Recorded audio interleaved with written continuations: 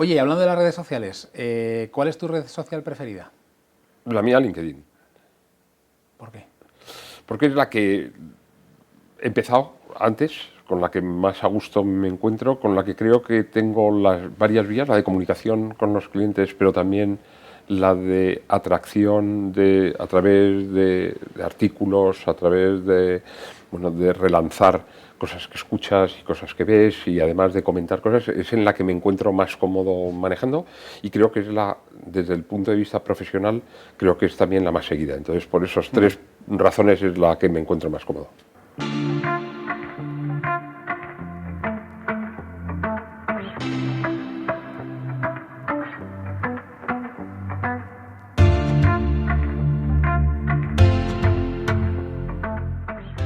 Estamos en una nueva edición de Desayuno con Expertos de AGLV, en esta ocasión con Ricardo Lavarga, Country Manager de Dell Technologies España, madrileño de tantos años, casado y padre de 3 hijos, Eso es. amante de tus propias rutinas, ¿no? De tus paseos mañaneros y de ir a buscar setas, de jugar al golf y bueno, de estar en familia, ¿no? Y de tus libros, de estar y encontrar respuestas, ¿no? Con tus propios desafíos para entender muy bien a tus clientes y cuidar a las personas y a los equipos con los que trabajas, ¿no? ¿No te gusta decir que no a los desafíos y a los retos? Bueno, aunque eres economista de formación, siempre te ha aburrido las finanzas y te has dedicado siempre al desarrollo de negocio, a las ventas, al liderazgo y en el sector tecnológico, ¿no? Llevas más de 22 años en Dell Technologies. Bueno, es todo un referente, ¿no? Dell para lo que es la transformación digital global, ¿no? En los últimos 40 años. ¿Cómo es trabajar con Michael Dell? Bueno, es una buena pregunta porque yo no trabajo directamente con Michael Dell, pero sí es verdad que trabajar como Michael Dell o como Michael Dell inspira en la compañía y inspira al resto de su comité de dirección directo y del resto de los directores generales y de los presidentes mundiales, la verdad es que es una gozada, ¿no? Porque es una mezcla entre el reto, es una mezcla de reto, de equipo, de siempre hacer algo distinto, de ilusión, de innovación. Hay una muy buena mezcla y luego hay una mezcla que a mí me encanta, que es la mezcla del respeto, la diversidad, el respeto también por la diversidad, no solo el respeto y la diversidad, sino el respeto por la diversidad y el buscar equipos eficientes gracias a esa diversidad. Entonces, eso lo busca Michael Dell y creo que nos lo incorpora a todos. Y en Nuestro ese ADN. liderazgo de Michael, ¿cuál sería su principal característica? Yo diría que el optimismo es ver el futuro, es capaz de anticipar el futuro y de tomar decisiones muchas veces que no son decisiones sencillas, que no son decisiones que a veces gustan a los accionistas, pero que son decisiones que él considera que son las buenas para la empresa. Y el ejemplo más claro es cuando sacó la compañía de bolsa. En un momento dado, Michael Dell saca la compañía de bolsa y empieza a tomar decisiones de incorporar un número muy elevado de personas a la compañía en el área comercial, anticíclico. En ese momento todo el resto de compañías lo que hacían era quitaban comerciales y Michael Dell incorpora comerciales. Esto nunca lo hubiera permitido los analistas ni la bolsa. En aquel momento la compañía era suya, ya la había sacado de bolsa y tomó esta decisión anticíclica que esto nos permitió reaccionar cuando la economía volvió a reaccionar. Nosotros estábamos mucho mejor preparados que el resto. Entonces, este tipo de visión de futuro, de innovación y además de optimismo, de tomar decisiones muchas veces ágiles o muy ágiles y a veces arriesgadas, la verdad es que es una de las características a mí me encanta. Sobre todo para el tamaño, ¿no? Que tiene la compañía. ¿Cómo traslada estos valores, ¿no? Este optimismo, esta anticipación y ese respeto por la diversidad al resto de la organización y los stakeholders? ¿Cómo son los mecanismos y esa forma de trasladar los valores? Bueno, lo último es que he escrito un libro que el libro, ya el título lo dice todo, ¿no? Y el título dice Play Nice but Win.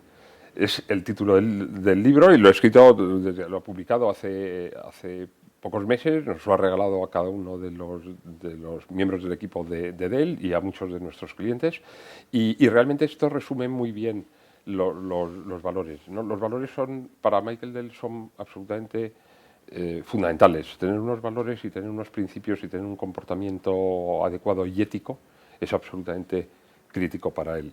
Y entonces, dentro de ese comportamiento ético y dentro de ese comportamiento moral y digamos que define a la compañía, pues conseguir y ganar en el mercado. Y entonces, esta es la forma de transmitirlo. ¿Cómo lo transmitimos? Pues de la misma forma que él lo transmite. Tratamos de hacer que todos nuestros equipos, con los planteamientos éticos, digamos, de comportamiento, de código de conducta de la compañía, sean capaces de ganar en el mercado. ¿Y cómo eres capaz de ganar? Pues aplicando, digamos, pues muchos conocimiento, aplicando conocimiento del cliente, buscando formas de innovar y luego pues con la potencia que te da evidentemente trabajar en una compañía del tamaño y también de la capacidad de innovación de él.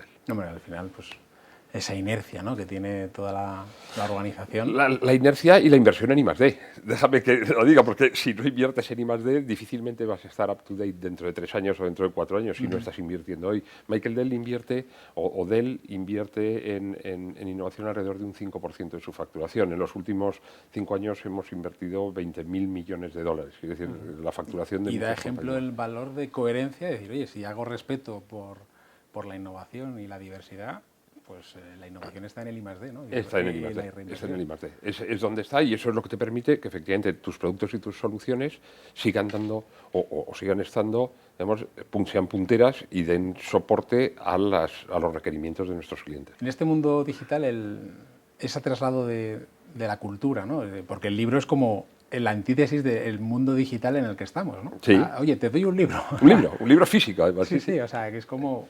Pues lo lógico, una empresa tecnológica para transmitir los valores sería utilizar tecnología, ¿no? Y ahí quería preguntarte también, pues, cuál es el papel y el peso que tienen las redes sociales, ¿no? Y la estrategia, ¿no?, de cara a trasladar esos valores, porque creo que con libros vender tecnología es complicado. Es muy complicado, es muy complicado. Yo creo que el libro lo he escrito un poco para reflejar cuál ha sido el camino de la compañía en su corta vida, ¿no? Ten en cuenta que Michael Dell funda la compañía y sigue siendo el CEO de la compañía y la funda cuando está estudiando la carrera, quiere decir que es una compañía, digamos, muy joven, ¿no? Y es la primera compañía mundial en infraestructura tecnológica después de la fusión con MC, con diferencias sobre las siguientes. Entonces, ¿cómo podemos ligar el tema del libro y el tema de la innovación o del tema de la utilización de la tecnología y el tema de la utilización de las redes? Nosotros utilizamos todas las formas de comunicación hacia nuestros clientes y el libro, sabemos que todavía hay gente que lee libros en papel y que le encantan los libros en papel. Evidentemente también lo puedes comprar de forma digital, porque es un libro que se vende, no solamente lo he editado para regalarlo, sino es un libro que también lo vende y que lo vende como un ejemplo, bueno, pues de su propia recorrido dentro de la compañía, ¿no? Entonces, puede comprar también de forma digital. Pero además de eso, la utilización de las redes para nosotros es algo que lo hemos venido utilizando desde el día 1. Déjame que te diga, yo el día 1 que entré en la compañía hace 23 años, no solo ya hablo de las redes, sino ya la tecnología, y me dieron un portátil, me dijeron, mira, este es el site de Dell, chico, pregunta todo lo que necesites a tus compañeros, pero búscate la vida, quiere decir, búscate la vida dentro del site. O sea, tú eres capaz de bucear, eres capaz de tener autonomía para entrar en productos, clientes, facturación, datos, lo que necesites, lo vas a encontrar dentro de la tecnología. Esto era hace 23 años. Este equipo que te lo tenías que llevar a casa para ser capaz de recuperar la venta en caso de que hubiera un incidente que nos impidiera la entrada a los edificios, y esto pasaba en todo el mundo. Todos los que disponíamos de un portátil, que éramos la mayoría en los equipos de venta, nos lo teníamos que llevar a casa. Pues la realidad es que desde entonces hasta ahora, pues la evolución ha sido enorme, pero sigue siendo lo mismo, sigue siendo la utilización de todos los medios para tu propio conocimiento, para reforzar tu conocimiento y también para transmitir a tus clientes. Fuimos los primeros que utilizamos la venta a través de Internet de una forma masiva y en los primeros años de venta a través de Internet, de información a través de Internet y de personalización también de los equipos. Te podías comprar el equipo y te lo fabricabas tú a medida, ¿no? Que era el ADN de poder tener ya tu propia red interna para luego trasladarla hacia el mercado, ¿no? Exactamente. ¿Y ahora cómo estamos? Pues realmente una inversión muy fuerte en todas las áreas de social media. O sea, la realidad es que nos piden a todos que estemos certificados para ser speakers en nombre de la compañía y para eso tenemos que formarnos y tener qué podemos decir y qué no podemos decir, cuándo lo podemos decir y cuándo no. Quiere decir que tenemos una serie de reglas, pero nos está pidiendo que todo el área comercial, que todos los comerciales de Dell a nivel mundial sean facilitadores, sean usuarios de LinkedIn, sean usuarios de Twitter, sean usuarios, de cualquier medio de llegada a la sociedad, de llegada al resto, a nuestros potenciales clientes, pero también potenciales partners y al resto de la sociedad, donde bueno, pues pongamos en alza los valores, los productos y las soluciones que ofrece la compañía, ¿no? Y también nuestras propias ideas. Nos deja, hay una libertad enorme también para poder hablar de lo que piensas, de lo que haces, de cómo te sientes, ¿no? No es solamente, no hay una cosa específicamente regulada y cosas evidentemente que no puedes decir, pero fuera de esas normas puedes opinar de muchas cosas. Está muy bien, la verdad es que la política es muy buena. Oye, y hablando de las redes sociales, ¿cuál es tu red social preferida? La mía, LinkedIn. ¿Por qué? Porque es la que he empezado antes, con la que más a gusto me encuentro, con la que creo que tengo las varias vías, la de comunicación con los clientes, pero también la de atracción a través de artículos, a través de relanzar cosas que escuchas y cosas que ves y además de comentar cosas, es en la que me encuentro más cómodo manejando y creo que es desde el punto de vista profesional, creo que es también la más seguida. Entonces, por esas tres razones es la que me encuentro más cómodo. ¿Y cuánto tiempo le dedicas? ¿Recursos, tiempo? Dedico tiempo. ¿Cómo es tu día a día con LinkedIn? Pues el día a día es todos los días, al menos le dedico un minuto. Déjame que diga un minuto. Es decir, todos los días al menos veo cuáles son los principales... Puedes decir la verdad, será más de una hora, ¿no? Sí, no. Y luego tengo ayuda dentro de la compañía, también me ayudan en la confección de artículos, en la confección, digamos, de una serie de propuestas dentro de LinkedIn, ¿no? Y también en la parte de a quién contactar, a quién aceptar, cómo manejarlo, bueno, pues toda esa parte también. Pero sí le dedico algo de tiempo. No llega a una hora al día, pero sí le puedo dedicar media hora al día, además de la ayuda que tengo. ¿Y tú crees que compensa para un alto directivo esa hora? Para mí sí. A mí desde luego sí me compensa. Creo que sí le compensará a muchos de los directivos que todavía no han entrado el dedicarle ese tiempo es otra forma de comunicación, otra forma de llegar a sus clientes actuales y a sus potenciales clientes. La marca de cada empleado como embajador de la marca de la corporación y de la cultura, ¿no? Y trabajar con libertad, acreditados y formados. O sea, no todo lo que a veces pasa en algunas empresas, que es precisamente lo contrario, es el miedo a exponerse. Los altos directivos o los country managers de Dell tenéis específicamente recursos dedicados para potenciar vuestra marca personal en las redes, ¿no? y dedicarle tiempo, ¿no? Y parece que bueno, es como demasiado innovador quizá para el resto de las empresas, ¿no? O las empresas que no sean conscientes de esto. ¿Qué le recomendarías tú a estos directivos? Porque pueden pensar, bueno, claro, es que Dell, como es tan grande, ¿no? Pero esto, ¿qué les dirías tú a estos propietarios, empresarios, gerentes? Les animaría a hacerlo. Y les animaría a hacerlo porque van a obtener beneficios rápidos, además. Te vas a dar cuenta que empiezas a enganchar con gente a la que no conocías, que hay gente que engancha contigo a la que tú no conocías y te interesa conocer, que es un medio muy sencillo. Y yo tengo un ejemplo de hace muchos años, cuando empiezo a utilizar LinkedIn y necesito hablar con el presidente de una gran corporación, ¿no? Y necesitaba hablar de un tema de colaboración para un gran proyecto en otro cliente. Y entonces, claro, había dos formas. Hay dos formas. Uno, pedirle a tu assistant que busque a través del comercial, que busque el teléfono del assistant del presidente y que llame al assistant del presidente y que entonces te dé un slot de tiempo para ver a qué hora podemos hablar por teléfono. Y entonces yo dije, yo necesito hablar esta tarde con él. ¿Qué hago? ¿No? ¿Qué se me ocurre? Entonces se me ocurrió una idea que es buscarle en LinkedIn. Le busqué en LinkedIn y entonces le busqué, le encontré, lo tenía en LinkedIn y entonces le puse un mensaje, entonces le pedí, oye, el contactar y además de eso le puse un mensaje y es, necesito hablar contigo para este proyecto concreto, cuanto antes mejor y este es mi móvil. Media hora me estaba llamando al móvil. Esta inmediatez del resultado que era lo que yo quería obtener y fue nombrarle el proyecto, nombrarle lo que yo hacía o quién era en el sentido de cómo podíamos, que estábamos trabajando ya, nuestros equipos estaban colaborando, pero que necesitaba hablar con él, esta inmediatez me la dio LinkedIn. A partir de ahí descubrí, y este fue uno de los mejores ejemplos donde descubrí la potencia que tenían las redes sociales y que tenía un LinkedIn para esto, fuera de muchas más cosas. Pero este es un ejemplo muy claro de cómo te puede ayudar, ¿no? Y hay otra que cómo te puede ayudar también, y yo diría también otra recomendación es porque humaniza la compañía. Le da un aspecto. La compañía no es solo una compañía de productos, no es solo una compañía de soluciones, la compañía es una compañía de personas. Y las personas quieren relacionarse con personas, no quieren relacionarse con máquinas. Entonces, te humaniza, te expone, es cierto, y lo has dicho, te expone ante otros, ante el resto, ante familiares y amigos, te puedes poner en muchos entornos, pero por otro lado te humaniza también los mensajes que estás dando, ¿no? Y eso ayuda también a que te contacten o a que tú puedas contactar. O sea, el beneficio sobre estar expuesto y el riesgo de poder equivocarte es mayor por esta... Bueno, porque trasladas, ¿no? Humanizas la compañía y trasladas mucho mejor el mensaje, ¿no? Y bueno, y esta inmediatez que nos has contado. Y la inmediatez que es... A mí me sorprendió gratamente el decir, oye, ¿cómo?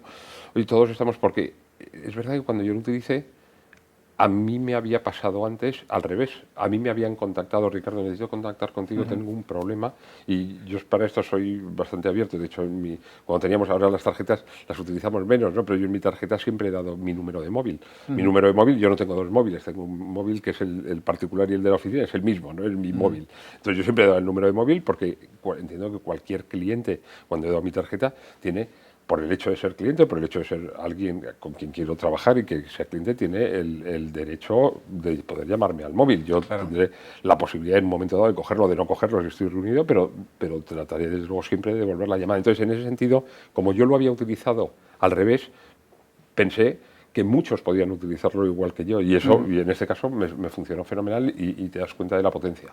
¿Y es necesario ser una gran compañía como Dell para tener esa estrategia? Yo creo que no, para nada. Yo creo que al revés. Digo al revés en el sentido de que cuanto más pequeño seas o más desconocido seas, la utilización de estas nuevas técnicas que son, o tecnología, o la utilización de la tecnología que es, déjame que lo diga así, barata, desde el punto de vista de llegar a un número alto de personas comparado con la técnica de la publicidad tradicional, de la revista o de la televisión o de la radio, es barata, y sobre todo en el business to business está clarísimo, o sea, que es un medio fundamental, pero también en el B2C puede ser un medio para llegar a un entorno, digamos, que quieres, ¿no? Entonces, en ese sentido, yo lo veo rápido, efectivo y barato.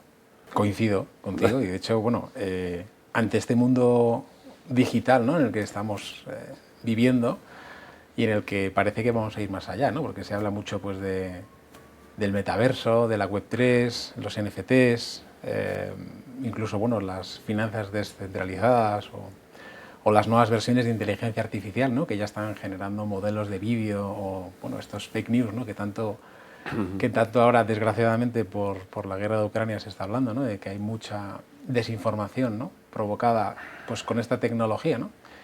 Desde el punto de vista empresarial, ¿cuál crees que es para ti el principal reto o el mayor problema que se enfrentan las empresas? Ahora mismo lo que nos estamos viendo son tres entornos y un cuarto que es transversal, ¿no? Lo que vemos desde el punto de vista cuando hablamos con los CIOs, pero también cuando hablamos con los CEOs. Ya no es la primera, que es la buena noticia, y la buena nueva es, hoy la tecnología ya no solamente es una preocupación del director de informática, es una preocupación del director general o del presidente de la compañía. Y tengo algunos ejemplos de conversaciones con presidentes que así me lo demuestran, ¿no?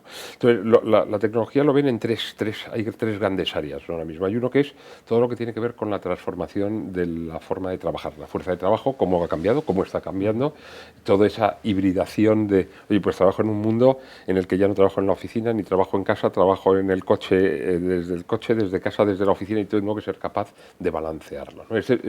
Y ahí hay una parte de dispositivos, pero hay una parte también de cómo esos dispositivos vienen ya precargados con las imágenes de las compañías en el disco. Bueno, hay una parte, digamos, de la transformación de mi fuerza de trabajo. Los intereses que nos mueven ya no son los mismos, cómo retener y cómo atraer talento, digamos, está muy ligado también a qué herramientas le das a ese talento que quieres atraer y retener. Un área. El otro área tiene mucho que ver con dónde tengo la información y cómo me llega y cómo me la sirve ese departamento, ese CIO, ¿no? Entonces ahí tiene mucho que ver con el tema de la utilización de cloud, y cloud no como un sitio, no como un lugar donde están los datos, sino como una forma de dar el servicio, como, digamos, en función de si yo voy cambiando de aplicativos o voy cambiando de tamaño la compañía, soy capaz de ser muy rápido y muy ágil en adaptarme, ¿no?, a ese cambio. Y la tercera es la utilización de los datos. La utilización de los datos, como esos datos que cada vez tengo más, cómo los voy a utilizar, cuáles van a ser los que de verdad me dan una información válida para la toma de decisiones, cuáles son los que puedo despreciar y por tanto, digamos, no necesito ni siquiera almacenarlos, o cuáles son los que los requisitos legales me obligan a almacenar, ¿no? Entonces, esas tres son tres áreas ahora mismo de preocupación de los CIOs y de los CEOs, y hay una cuarta que es horizontal a todas, que es la seguridad. Es el tema de la seguridad del dato y de los ciberataques y digamos, la ciberseguridad y la ciberrecuperación. La ciberrecuperación es una vez que me han atacado, ya asumo que me han atacado y asumo que han entrado y que los hackers están dentro, y cuando me piden un rescate, cómo no pagar ese rescate, pero recuperar los datos. Porque cuando un hacker ha entrado dentro de mi organización, el problema que tengo es que normalmente me ha encriptado mi sistema de producción, pero también me ha encriptado mi backup, porque lleva dentro de mi organización 3 meses. El día que se desencadene el ataque, el día que yo sé que se desencadena el ataque, no es el día del ataque, pasó 3 meses antes y me han encriptado todos los datos, ¿no? El último estudio que nosotros hemos participado es, digamos, hay un 40%, la estadística dice que un 40% de las compañías españolas han pagado por recuperar los datos que les habían encriptado. Entonces, bueno, nosotros trabajamos trabajamos en estas cuatro áreas, es donde esos 20 billones de dólares en los últimos 5 años de I+D, básicamente los estamos invirtiendo en tratar de dar respuesta a estas 4 áreas ahora mismo de preocupación o de interés o de evolución. Y luego están toda la parte que me has hablado de innovación, ¿dónde está el futuro? Porque esta es la parte, esto que te cuento es el presente y el futuro en el corto plazo. El futuro en el medio plazo, evidentemente, pues tiene que ver todo con lo que has estado hablando, con lo que has preguntado, con toda la parte de metaverso. Ahora mismo es un camino o un mundo todavía a explorar, es un mundo nuevo para hacer negocios y para realmente para operar, ¿no? Donde está operando, y eso está muy ligado pues a todas las tecnologías de realidad virtual, de realidad aumentada, digamos, toda esa tecnología es la que nos permite, bueno, pues pasar más rato desde nuestros antiguos videojuegos, de cuando yo jugaba a las máquinas, lo que se llaman las moscas, que son aquellas que bajaban en las máquinas, que vosotros no habéis conocido, pero las máquinas de los años 80, bueno, pues los que las hayáis conocido, pues pasar de ahí a ponerte unas gafas que estar en un mundo distinto, en una realidad virtual, pero mezclar esa realidad virtual, que lo estamos viendo ya, cómo se mezcla con que tú dentro de ese metaverso puedas pedir una hamburguesa y esa hamburguesa sí te llegue a tu casa y sí te la comas en el mundo real, digamos, esa mezcla del metaverso con el mundo real, digamos, también va a aportar mucha riqueza desde el punto de vista de, bueno, pues capacidad de evasión y capacidad también de estar la verdad es que en otros mundos. Es paradójico, ¿no? Hacia dónde nos estamos yendo, ¿no? Con la tecnología, el tema del metaverso, el que cada vez estemos más en un mundo paralelo, mientras hay esa vergüenza por exponerse en una red social que podríamos hacerlo mañana mismo, ¿no? O sea, dices, oye, un alto directivo o un empresario no quiere exponerse, pero sabe que el día de mañana, metiéndose en metaverso y expuesto, puede vender, puede hacer negocios. Algo tan sencillo como hacer un mensaje por LinkedIn, que es algo pues bastante habitual y cotidiano, pues hay gente que pues no le dedica tiempo, ¿no? Y sin embargo, pues el futuro te dice, no, es que en el futuro te pondrás unas gafas o incluso desde casa no será necesario ni que te pongas un traje para hacer negocios, ¿no? Es cierto, es así. Y yo soy 100% de acuerdo. Hay que empezar por la utilización de las redes sociales. O sea, que muchas veces el freno es casi más cultural o psicológico o de costumbre y más humano que la propia tecnología, ¿no? Bueno, la tecnología no te pone el freno, estoy 100% de acuerdo. En el tema del freno es más el sentirte expuesto. Pero claro, cuando eres un directivo de una compañía o cuando eres un dueño de una compañía, es que ya estás expuesto. Claro. Entonces, si esto lo puedes utilizar y lo rentabilizas, ¿por qué no utilizarlo para rentabilizar esa exposición que ya tienes por el mero hecho de ser un directivo de la compañía? Al revés. Yo te diría, si te escondes es peor. Si te escondes, alguien te va a buscar porque estás escondido, ¿no? ¿Qué tendrá que ocultar? Cuando no tienes cosas que ocultar o cuando realmente puedes hacer el disclosure dentro de LinkedIn de lo que tú consideres que quieres hacer el disclosure, tienes que ser, es decir, que tienes la capacidad de decir lo que te parezca y, por tanto, también de tener gente que te asesore correctamente para decir lo que te parezca, ¿no? Y bueno, pues tu caso es un poco ese, ¿no? Claro. Hacéis eso, Sí, el asesorar en decir cosas que sean beneficiosas para ti, para tu imagen, y esa imagen tuya es la que proyectas la imagen de marca. Entonces ahí me parece importante empezar por ahí. Me ha llamado la atención el dato que desconocía, ¿no? El 40% de los empresarios han pagado secuestros de datos. O sea, me parece... O sea, por un lado, esta cantidad de datos que se generan, porque, bueno, pues de hecho hay estudio, del estudio estadista comparando el del año 2019 con el 2020, hay 13 zettabytes de más que se consumieron, razón seguramente por la pandemia, que al final te conectas y todo el mundo está conectado, pues generas muchos más datos que se terminan transmitiendo, almacenando. Pero es que la previsión para 2025 es de 185 frente a 175 y para 2030 612 zettabytes. O sea, esto va a ser exponencial el crecimiento. ¿Tú crees que toda esta gestión de datos, que además has dicho que uno de los principales retos es saber qué datos son útiles y cuáles no, ¿cómo esto es sostenible realmente? Es sostenible. Y te explico un poco también de dónde esperamos que crezcan brutalmente los datos, ¿no? Los datos, principalmente, donde se van a generar, ya en el presente se están generando muchos, pero se van a generar muchos más en el futuro, es en lo que llamamos el edge. El edge es el borde. El borde es todos aquellos sensores que están ahora, todo tiene sensores, el reloj está conectado y está generando datos, y está generando datos que se podrían almacenar o que se pueden no almacenar, pero que almaceno dentro del reloj o que puedo almacenar en una web. Esta es una pieza de Edge, pero muchas piezas de Edge en los coches, por darte también una idea también de la falta de los chips, pues los coches hace 5 años llevaban de media 8 o 10 chips, y actualmente llevan, pues en vez de los 8 o los 10, llevan 30, y si son eléctricos llevan 300. Entonces, quiere decir, el número de chips que los coches están utilizando son enormes, y el número de datos que se generan dentro del coche, que es otro trozo del edge, del borde, digamos, donde se caza ese dato, es enorme. Ahora, ¿cuántos de esos datos son datos que son despreciables y cuántos de esos datos despreciables en el sentido de que no necesitamos almacenarlos porque son datos que no indican nada?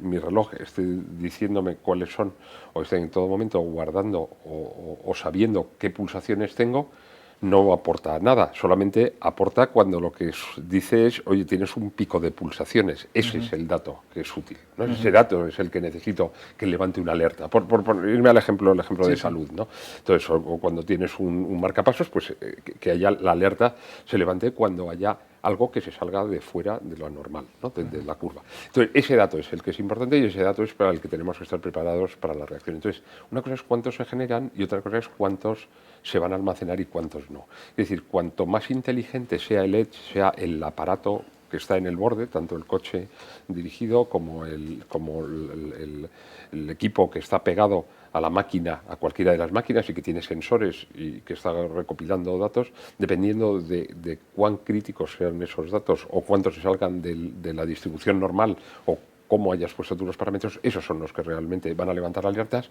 y esos son los que también vas a guardar, ¿no? Luego estarán los datos que tengas que guardar de forma legal, pero lo que más va a generar datos es todo lo que es la computación en el edge, o sea, en la parte del borde, digamos, de los productos más cercanos a los sensores. Ahí es donde más se va a generar. O sea, que el reto también está en esa identificación del dato útil, ¿no? Eso es. Y el desechable. Para que el hacker no se quede con... O sea, también es no darle pistas al hacker de cuál de los datos son los útiles y los no útiles, ¿no? Porque, bueno, claro, el hacker puede decir, pues dámelo todo, pero en realidad solo una parte es la que realmente es sensible, ¿no? Solamente una parte es sensible. Tú realmente cuando los datos de producción de una compañía no está almacenando todos los datos que tiene, sino realmente ha utilizado una parte de los datos que tiene. Hay datos que sigue guardando y que a veces son más útiles de lo que considera, y esto también es bonito porque nosotros tenemos tecnología que se llama Data Lake, que es, bueno, pues todos los datos no estructurados se guardan en una forma casi en un repositorio, digamos, con poca estructura, ¿no? Pues todos los datos de fotos o los datos digamos, no ligados a la producción de la compañía, los ficheros que utilizas en las presentaciones PowerPoint, lo que genera, bueno, pues todo eso se guarda en los Data Lakes, y atacando esos Data Lakes también se encuentran muchas veces, quiero decir en el mejor sentido de atacando esos datos de los Data Lakes, muchas veces encontramos datos para tomar decisiones, ¿no? Y entonces, bueno, hay ejemplos muy bonitos de compañías que han utilizado la información. Ahí están esta nueva profesión, que nueva profesión ya lleva muchos años, siendo la primera profesión más demandada en Estados Unidos, que es el Data Scientist. El Data Scientist es el que entiende la relación del dato que guarda su compañía con el negocio que hace su compañía. Y entonces este Data Scientist es capaz de decir, oye, estos datos que guardo de mi compañía y que parece que no sirven para nada, sí tienen una utilidad porque le puedo sacar un beneficio. Y te puedo contar un ejemplo que nos lo contó en una presentación desigual, y es un ejemplo muy bonito. El ejemplo es, pues monta un data lake con datos, y uno de los datos que guardaba era cómo se movían dentro de la tienda de desigual, dentro de las tiendas de desigual, las etiquetas RFID, se utilizan para evitar el robo del entonces pasa de la percha al probador, para ropa de señora, de la percha al probador y del probador a la caja. Entonces descubrieron o detectaron uno de los data scientists que tenían, una persona, digamos, que entendía bien el negocio de desigual, que no tiene nada que ver con la tecnología, tiene que ver con la venta de ropa, y entendía también estos datos para qué servían. Y entonces lo que buscó fue identificar patrones de comportamiento distintos. Y entonces encontró patrones de comportamiento de algunas de las prendas que iban de la percha al probador, y del probador volvían a la percha. Y tenían un comportamiento distinto, o un parámetro mucho más elevado de devolución a la percha, que el resto de la ropa, que sí pasaba por caja. Esto que le sirvió para identificar que esa ropa que quedaba bonita en la percha no quedaba bien puesta cuando se la probaban. Y por tanto volvían a los patronistas o los cortadores, o no sé cómo se llama, a decir, oye, algo no estamos haciendo bien o algo podemos mejorar. Y este sí es el negocio desigual, el vender ropa. Es decir, aquí vemos la potencia de que el dato, bien entendido y sabiendo para qué se puede utilizar, un dato tan tonto como cuál es el recorrido de la tarjeta o de la ropa por desde la percha al probador y del probador a la caja, o del probador a la percha, nos da pistas sobre qué ropa queda bien o qué ropa sienta mal. Y esto, pues es un muy buen ejemplo, ¿no?, de cómo podemos utilizar el dato para bien. Qué bueno, es una adaptación offline de la experiencia de un carrito de compra de cualquier e-commerce, en el que vas pasando y dices, no termina de terminar la compra, algo ha pasado. Eso es. Qué interesante. La verdad es que, y un poco también por concluir, la verdad es que es muy interesante con todo lo que hemos estado hablando, ¿no?, el volumen de datos. En el corto plazo, ¿cuál crees que debería ser el reto, ¿no?, de decir, oye, primero, si quieres compartirnos tu reto para este año o para los próximos 3 años a nivel de compañía y a nivel de esta transformación digital? ¿Y cuál crees que desde el otro lado, ¿no?, del mercado, deberían de asumir como principales retos? Pues yo te diría que son los mismos, no son distintos los del mercado que los míos, porque al final los míos están muy ligados al entender cuáles son las prioridades de nuestros clientes y por tanto adaptarnos, con lo cual sí van muy ligados, va a ir muy ligado, digamos, las 4 áreas en las que trabajamos y el desarrollo de estas 4 áreas que antes te he comentado. Estos serían los principales retos: hacerlo cada vez mejor y hacerlo en modo as a service. O sea, esto, además de lo que te he contado como prioridad, esto además lo tenemos que hacer en un formato pago por uso, pago por lo que consumo, no pago en el formato CAPEX tradicional, no invierto en muchos casos, habrá casos en los que les interesa invertir, pero pago por el uso que doy. Y entonces, difundir la parte de pago por uso ligado a todas las soluciones que proveemos dentro de la compañía, tanto en la parte de hardware como en la parte, digamos, de solución. Para mí este sería el reto, es desarrollar esta parte de pago por uso también en el mercado español, que ya nos lo está demandando, y seguir entendiendo cuáles son las prioridades de nuestros CIOs o de nuestros CEOs en España, y por tanto ser capaces de cubrirlas y de adaptarnos. Y luego yo diría que hay otro que quizás sea más personal, ¿no?, y es mantener también un poco esa atención en el cliente, no esconderte nunca. Si tienes problemas, dar la cara y demostrar, pues que no siempre lo puedes resolver, pero que por lo menos, desde luego, no te va a faltar la intención de resolverlo. Y eso creo que es un mensaje para todas las compañías, grandes y pequeñas, ¿no? El no quitarte de en medio y dar siempre la cara delante de los clientes, creo que es una buena medida, ¿no? Y alguna vez nos equivocaremos, seguro. También en redes sociales. También en redes sociales. Muy bien. Oye, ¿y tu próximo libro? ¿El de Michael Dell? Pues el de Michael Dell ya lo tengo mediado. ¿Has empezado con él? Ya he empezado con él, pero lo compagino con libros de fósiles porque bueno, pues es otro de mis intereses, la geología y la paleontología, y entonces lo compagino con lecturas de libros de paleontología de España y de geología de España, que me interesa, me gusta, bueno, me divierte mucho, y bueno, pues vas reconociendo los terrenos cuando vas. Entonces yo cuando voy por el campo lo que voy es mirando al suelo para ver si veo fósiles en el suelo, y si no busco setas. Depende de la época del año. Depende de la época del año. Fomentando los hobbies, muy bien. Oye, ¿con quién te gustaría tomarte un café? Un poco como este, y preguntarle algo que no, o que nadie se atrevió a preguntarle. Es una muy buena pregunta. Me gustaría con Ayuso. La verdad es que yo creo que la presidenta de la comunidad me parece súper interesante. Parece que tiene unos mensajes muy claros y muy llanos, y me gustaría también conocer cuál es su percepción o cómo ve ella el tema de la tecnología de primera mano. No solamente lo conozco a través de las consejerías, cómo están invirtiendo dentro de la comunidad, pero conocer cómo ve ella la tecnología y cómo la tecnología puede ayudar a una comunidad como la Comunidad de Madrid, me gustaría mucho. Muy bien, Ricardo, pues intentaremos invitarla a otro café, no lo sé si lo conseguiremos.